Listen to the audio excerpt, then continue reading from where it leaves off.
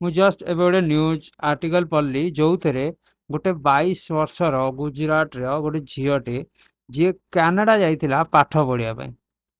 ଯୋଉଟା ନର୍ମାଲି ସମସ୍ତେ ଯାଆନ୍ତି, କିଏ ଆମେରିକା ଯାଆନ୍ତି ତ କିଏ କାନାଡା। ଆଇ ମିନ୍ ସେଟା ଇମ୍ପୋର୍ଟାଣ୍ଟ ନୁହଁ, ଇମ୍ପୋର୍ଟାଣ୍ଟ ଏଇଟା କି ସେ ଝିଅକୁ ରିସେଣ୍ଟଲି ହିଁ ଜଣେ ଷ୍ଟାପ୍ କରିକି ମାରି ଦେଇଛି।